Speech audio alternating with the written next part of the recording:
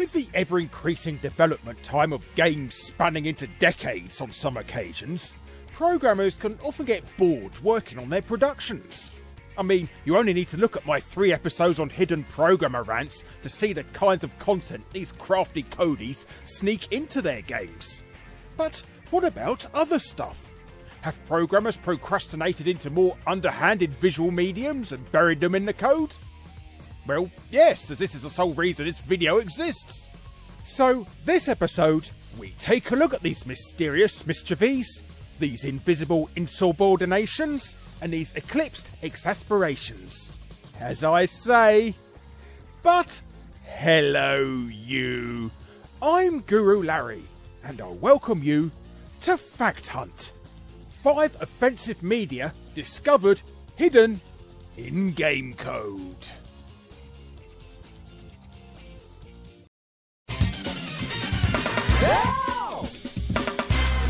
Even if you don't know anything about sports, you probably know about NBA Jam.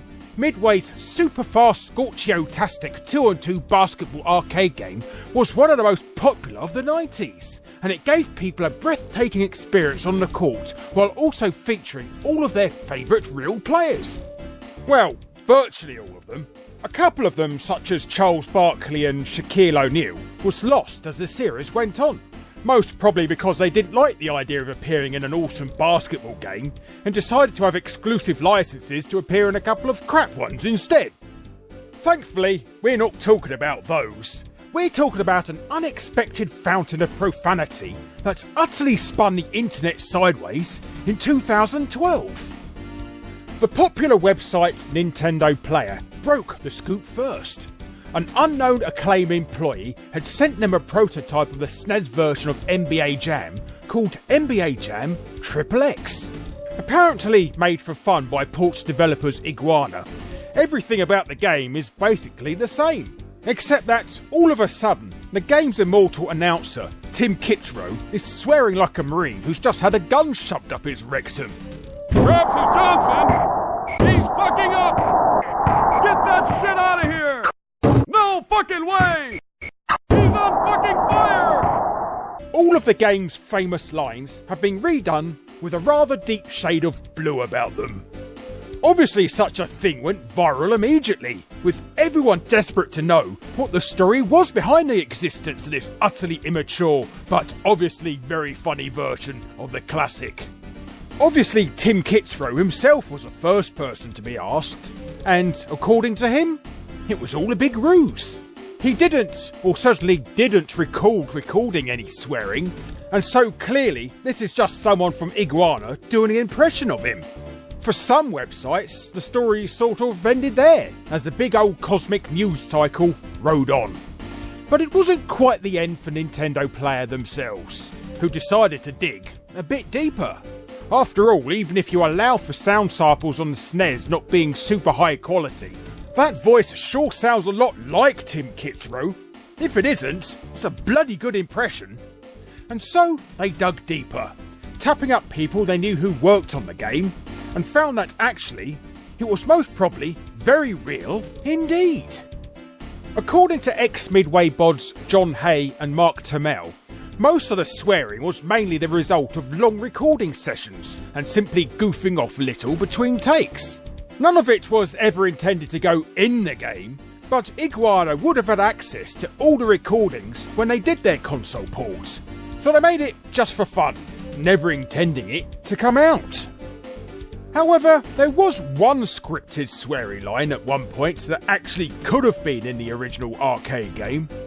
Get that shit out of here! The idea was for the line to be said, but for the curse to be bleeped. However, the NBA nixed the whole thing completely, and the line was changed to, Get that shot out of here! Put it all together, and the sweary announcer in NBA Jam XXX is very likely to be Tim Kitzrow himself. So, why did Tim say that it was fake? Well, that explanation appears to be perfectly innocent. He might not have known what he could have said about it legally, and in 2012, he still had a pretty active connection with NBA Jam, through the old classic itself, and any number of its, well, not quite as successful revivals. He may not have wanted to rock that boat, or maybe he just didn't remember it, seeing as it probably all happened off the cuff. But whether he truly remembers it or not, he can happily say that he contributed to a viral YouTube video, which is undoubtedly better than all of the millions of copies NBA Jam sold just on its lonesome.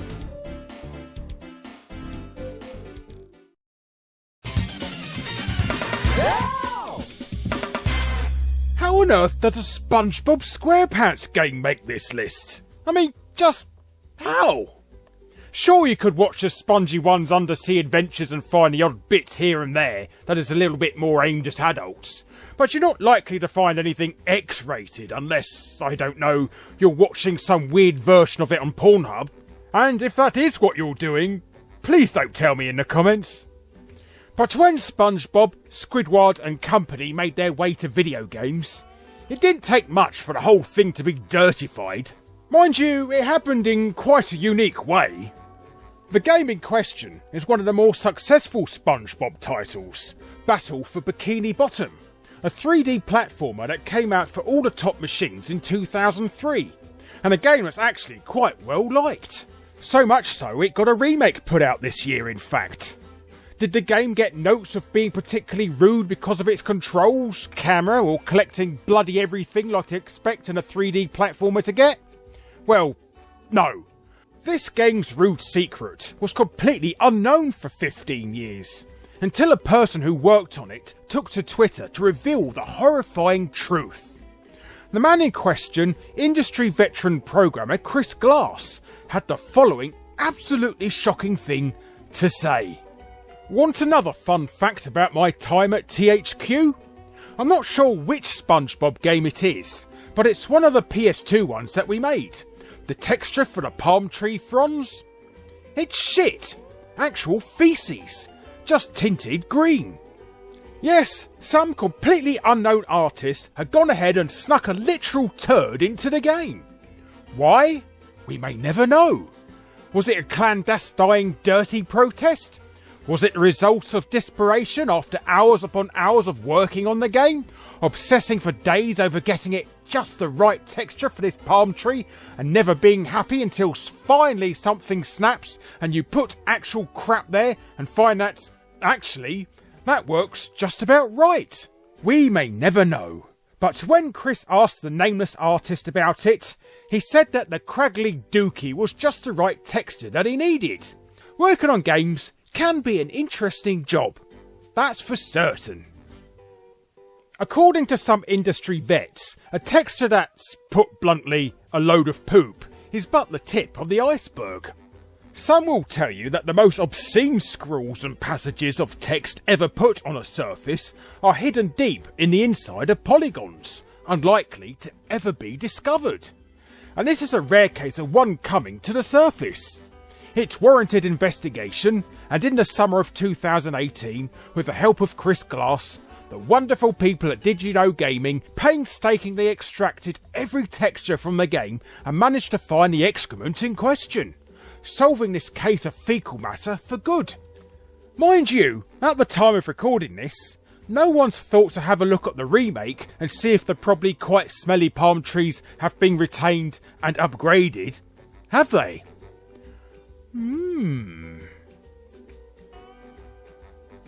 No, can't be asked.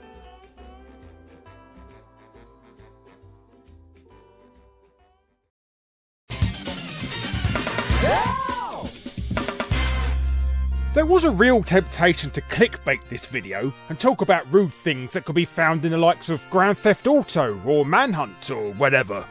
But as everyone knows, I'm no fan of clickbait at all, and that just wouldn't do. It's much more fun to find something naughty in a game that's thoroughly innocent. And it doesn't get more benign, or some would say boring, than a game of golf. Specifically, Tiger Woods PGA Tour 99 on the PlayStation 1, where you grab your trusty iron and tee off at the world's most famous courses with the world's most famous player. On the surface of it, there's nothing risque here at all. Not even a club with a convenient hollow shaft that you can relieve yourself in midway through the round. But if you were to put your game CD into a PC to have a browse through the files, as many were curious enough to do back in the day, you might have found quite the surprise. For amongst the unreadable game files and what have you, there was an episode of South Park. Specifically, the pilot called Jesus vs. Santa that Matt Stone and Trey Parker released in 1995, which quickly became a cult hit and helped the duo's crudely drawn vision make its way onto Comedy Central. Accessing the file wasn't totally straightforward, however, but if you ran zzDummy.dat in a media player, it would come up with the short. The quite possibly apocryphal story goes that the discovery of this file happened when a clueless mother bought their son the PS1 version of the game for Christmas, even though they only had a PC. The son desperately tried to play it, and in doing so, found the short. The mother saw it, was promptly horrified by the profanity and offensive imagery contained within, and rang EA to complain. Not only did they recall every PS1 copy of the game, they fired the employee responsible. How much of this is true? Who even knows?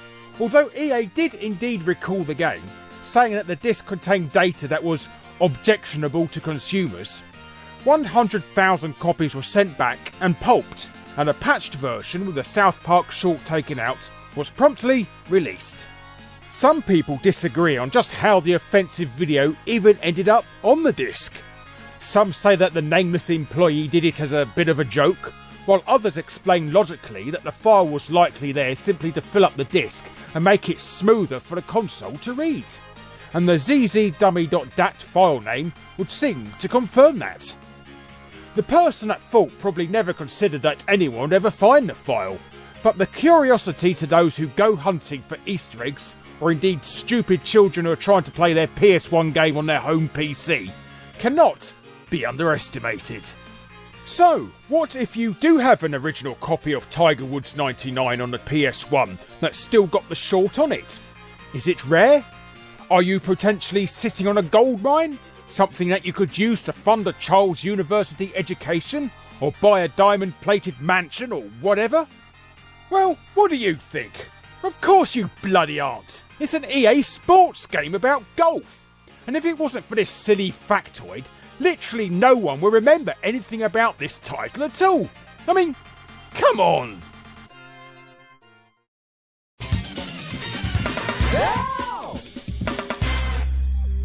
The most common instance of a lewd file making its way into a game accidentally is probably the most obvious one.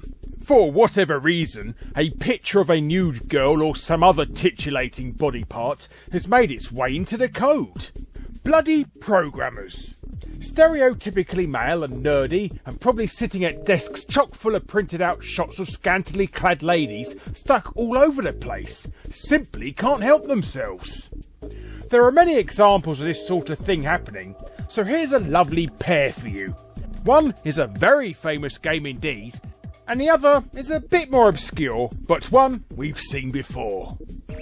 Dedicated fact hunt watchers may well remember the 32-bit platformer Blasto, which we had a look at once before in the episode all about the tragic tales behind failed mascots. Sony's game had a lot of personality and many a cool line, but the game itself didn't perform well, and tragically the project as a whole was scuppered both by the sudden death of the game's creator David Poe and the tragic murder of Phil Hartman, the comedy legend who voiced a would-be superhero. However, this little venture back into Uranus is a little bit lighter than all that, mind you. As you play through Blasto, you can pull a Duke Nukem and rescue various babes who have been captured by the evil aliens. The more babes you rescue, the more pictures you unlock in a gallery featuring several real-life models. Why is this in the game?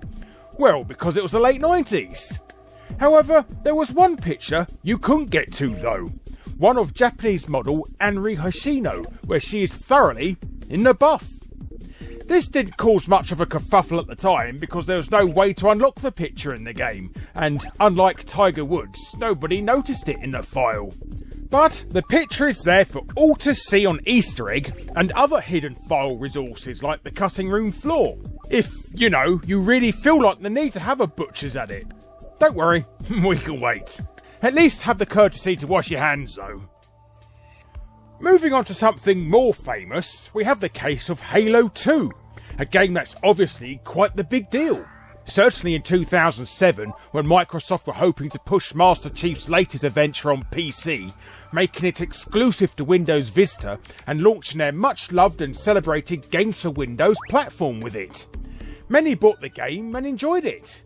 But if they bothered to look at the sticker with the ESRB's mature rating on it, they may have been curious to find that partial nudity is cited as one of the reasons for the game's mature rating. Nudity? In a Halo game? You know, the title where the hero has literally no skin whatsoever on display thanks to his full suit of body armour. Yeah. So, how did this happen, I hear you ask? Well, deep in the game's data, and only accessible by triggering an error report in the game's map editor, there's a picture of a coder with his arse sticking out, titled .ass error, further demonstrating the natural wit of the typical game dev. When Microsoft found out about this, with so many copies of the game already printed, they had no choice but to tell the ESRB about it, with the hot coffee scandal of GTA San Andreas still fresh in people's minds, and Jack Thompson raving to anyone he could about the evils of video games. Microsoft were taking no chances, and even though it was incredibly tricky to access this file at all, the ESRB had no choice but to put partial nudity on their sticker for the game. Naturally, later copies of the game had this image removed, and the programmer in question probably got the proverbial boot in his nether regions from Microsoft for this little gag. Oh coders, will you ever learn?